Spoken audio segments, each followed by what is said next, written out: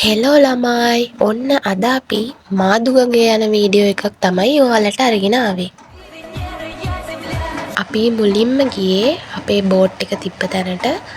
අපේ බෝට් එකේ අපි 12 දෙනෙක් ගියා. එතන එක එක බෝට් පැකේජස් තියෙනවා.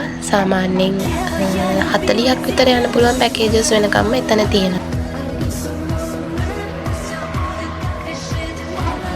බෝට් රයිඩ් එක ඇත්තටම පැය 2.5කට කිට්ටු වෙන්න වෙලාවක් යනවා.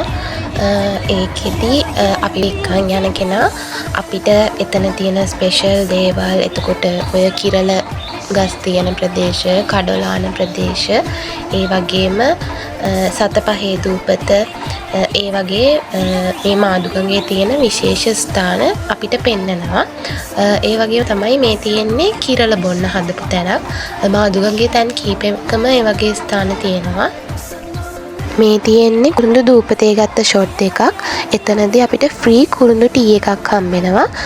ඒ වගේම තමයි ඉස්සකොටු බලන්න, ෆිෂ් තෙරපි කරන්න, ඒවත් මේ මාදුගඟේදී අපිට බලන්න හම්බෙනවා.